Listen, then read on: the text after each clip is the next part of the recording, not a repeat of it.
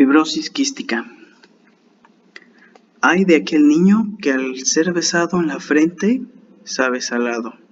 Él está embrujado y pronto morirá. Bueno, para empezar a hablar de la fibrosis quística, primero es necesario saber un poco de historia del siglo XIX. En 1905, Karl Landsteiner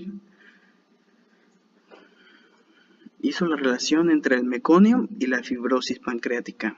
En 1912, Archibald Garrod hizo la relación entre la familia, que esto es una enfermedad hereditaria. En 1936, Guido Fanconi hizo la relación de la neumopatía y la insuficiencia pancreática en la fibrosis quística. En 1946, Farber reconoció la fibrosis quística como una mucoviscidosis, que es el moco cuando se encuentra espeso y pegajoso. En 1958, Schwarzman y Kulczycki encontraron la relación de la fibrosis quística en 105 familias, o sea, la padecían 105 familias en sus estudios. En 1959, Gibson and Cook descubrieron el estándar de oro. Y en 1989, Lapchi y Francis Collins descubrieron el gen causante de la fibrosis quística, que es el CFTR. ¿Qué es la fibrosis quística entonces? Bueno, pues es una enfermedad autosómica recesiva letal. ¿Qué quiere decir esto? Que si tenemos a un papá portador y a una mamá portadora, vamos a tener un 25% de probabilidad de que tu hijo salga sano, un 50% de probabilidad de que tu hijo sea un portador y un 25% de probabilidad de que salga enfermo, o sea, que salga expresando la enfermedad. Las complicaciones más comunes de esta enfermedad pues es la acumulación de moco, que viene siendo espeso y pegajoso. Y este afecta a los pulmones, al páncreas, al estómago y a los órganos reproductores. En los pulmones causa insuficiencia respiratoria y con el paso del tiempo ocasiona fibrosis y quistes también. En el caso del páncreas, pues hay problemas con los ductos y eso ocasiona que la insulina no pueda fluir hacia otras partes del cuerpo. Y esto pues en sí ocasiona que el paciente caiga en diabetes. También hay una mala actividad enzimática, el paciente sufre de diarrea, de malnutrición y de bajo crecimiento. En el caso del sistema digestivo, los bebés sufren de hilio meconial, que es el taponamiento del intestino, ocurre después de nacer. Y en el caso de los órganos reproductores, pues los conductos se tapan por el moco, que es espeso y pegajoso y causa infertilidad. Bueno, el moco. En una persona sana, pues es una sustancia que es resbalosa, que lubrica y que protege el revestimiento de varios tejidos. Puede ser el sistema respiratorio, puede ser el sistema digestivo, el sistema reproductor y muchos otros tejidos. La fibrosis quística es mortal, es considerada una enfermedad mortal. El promedio de vida es menor a 12 años, pero con tratamiento es posible llegar a los 35 o 40 años. Vamos a hablar un poco acerca de su fisiopatología. Bueno, pues la fibrosis quística es causada por una mutación en el gen CFTR. Este gen se encuentra ubicado en el brazo largo del cromosoma número 7. Puede que el gen no funcione bien o que no se encuentre en absoluto. Bueno, pues este gen, llamado CFTR, su función es crear canales de cloruro de sodio, que comúnmente lo conocemos como sal de mesa. Este flujo de estos iones ayuda al control del movimiento del agua. y este canal es necesario para producir un moco fino y que pueda fluir continuamente. Aquí tenemos, por ejemplo, un ducto y el moco. Si están funcionando bien este canal de cloruro de sodio, como ya había comentado anteriormente, el moco puede fluir correctamente. Bueno, en la fibrosis quística, pues este canal o no funciona bien o no está, como ya había comentado. Bueno, pues supongamos que no funciona bien. Los iones quedan atrapados dentro de la célula y el agua no es extraída hacia el exterior. O sea, eso ocasiona que haya menos agua en el exterior y esto provoca que el moco se deshidrate y se vuelva más espeso por consecuencia. El moco queda atrapado y adherido a las paredes en donde se encuentre y dependiendo de la vía pueden adherirse gérmenes, que estos pueden multiplicarse rápidamente como es en los pulmones y pueden ocasionar infecciones severas como la neumonía. Aparte, los cilios pulmonares dejan de funcionar ya que necesitan de este canal de cloruro de sodio para un correcto funcionamiento. Bueno, pues en el rol de la genómica.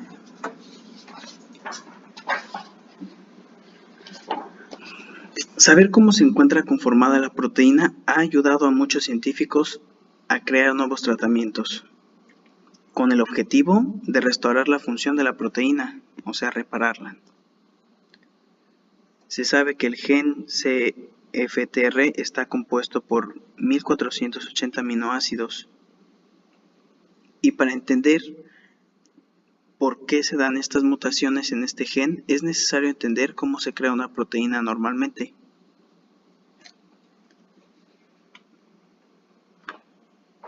Bueno, y pues una vez formada la proteína, esta es doblada en una forma 3D, se le da una forma 3D. La proteína CFTR es doblada en forma de tubo.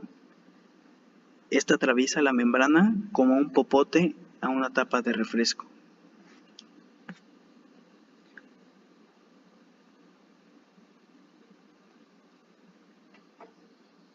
El gen CFTR se forma de la siguiente manera, como cualquier proteína. El ADN, ubicado en el núcleo celular, da instrucciones para formar una proteína. En específico, claro. El gen CFTR contiene las instrucciones para conformar la proteína que funciona como un regulador de iones para la membrana.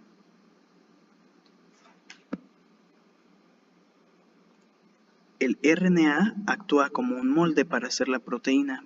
El RNA es creado con el código que proporciona el ADN. Ese proceso se denomina transcripción. Los ribosomas más pequeños son pequeñas maquinarias que leen las instrucciones del RNA y la utilizan para crear la proteína CFTR. Este proceso es llamado traducción. Se han descubierto más de 1700 mutaciones en este gen CFTR y se han clasificado arduamente en 5 clases.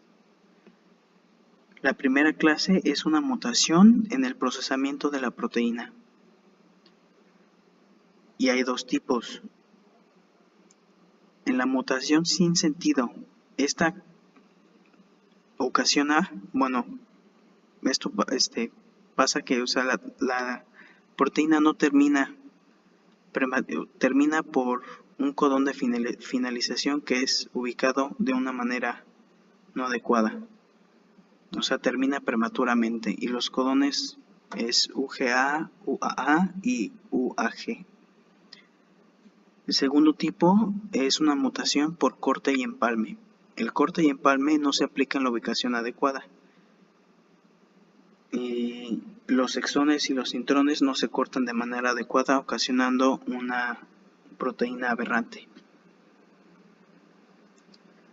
Tenemos de segunda clase la mutación en el procesamiento de la proteína F58DL. Esta es una nueva mutación y es por un cambio o ausencia de nucleótidos. Esta ocasiona malformaciones en la proteína literalmente. La célula la desecha por inservible y recientemente se ha salido a la venta un medicamento, Lumacalftur. Este nuevo medicamento ayuda a remodelar la proteína. Tristemente solamente reduce los síntomas ya que no funciona correctamente. Está en proceso de mejora. Tenemos una tercera clase que es por mutación por bloqueo del canal precisamente, y la mutación crea una puerta que impide el correcto flujo de los iones.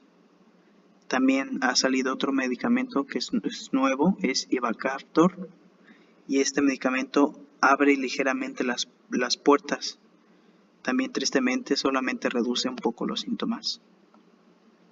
Tenemos una cuarta clase que es la mutación por conducción, y es el cambio de la estructura es interna, entonces hay un bajo flujo de los iones.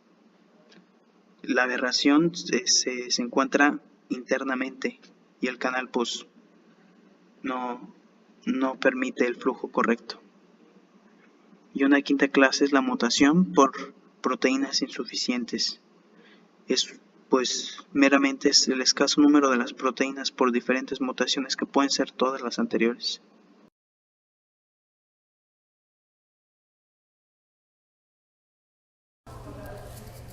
Investigadores siguen aprendiendo más acerca de la estructura de la proteína CFTR, ya que con ella se pueden encontrar nuevos métodos para mejorar o recuperar la función de la proteína.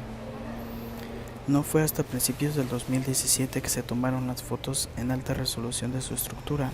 Estas fotos ayudarán a los investigadores dando pistas acerca de dónde pueden unirse otros tipos de componentes como los moduladores, para así en un futuro cercano reparar y revertir el daño. Los moduladores tienen como objetivo afinar a la proteína y recuperar su función primaria. Hay 3 tipos de moduladores. El primer tipo es el de los potenciadores. Este ayuda a mantener el flujo continuo de cloro. Mantiene la puerta abierta para que el flujo sea constante,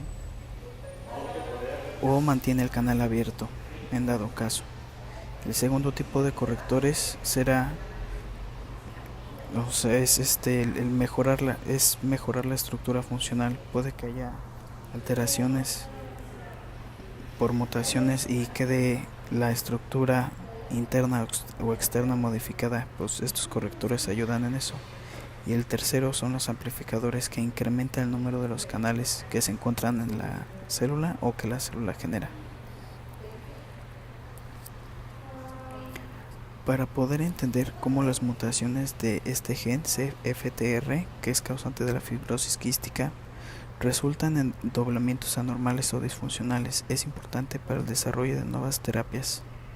Si el doblamiento de una proteína es ineficiente, la proteína será etiquetada como inservible y será destruida por un mecanismo llamado de degradación asociado al retículo endoplasmático. La proteína es modificada por la ubiquitina o ubiquinina y es degradada por los proteasomas que residen en el citoplasma. Las moléculas chaperonas son necesarias para este mecanismo, ya que estas son las que deciden cuando una proteína es lo suficientemente madura para transitar hacia la exocitosis o hacia los proteasomas. La importancia de entender todo este mecanismo es que si este se encuentra comprometido puede dar origen a diferentes enfermedades como la fibrosis quística. También se han encontrado casos con problemas cardíacos, problemas con hígados, con páncreas, diabetes y enfermedades neurodegenerativas.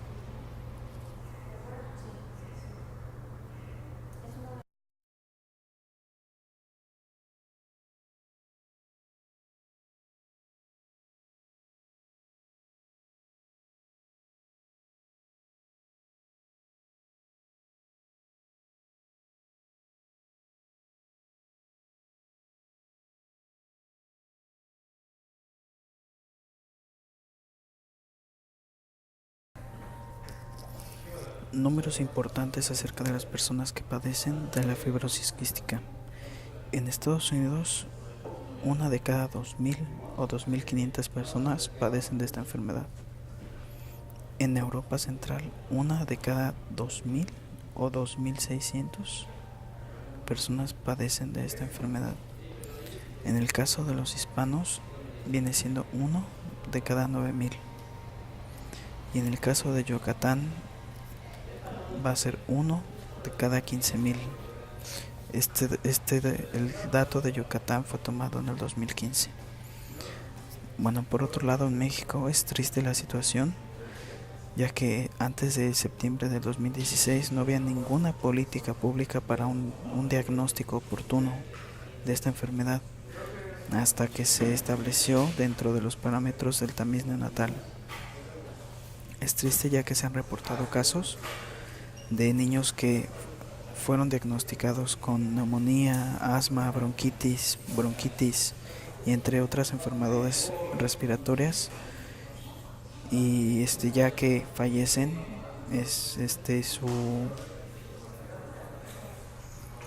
los estudios que se hacen después de su muerte, como la autopsia, demostraban que sufrían de fibrosis quística. Todo esto se pudo haber evitado por un diagnóstico a tiempo. Para eso es que ahora es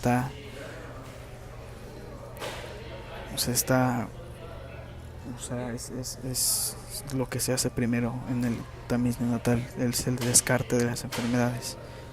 Y aquí más abajo tenemos la bibliografía. Todo fue tomado de el Cystic Fibrosis Foundation. Es una página muy amplia y fue recopilada con la demás información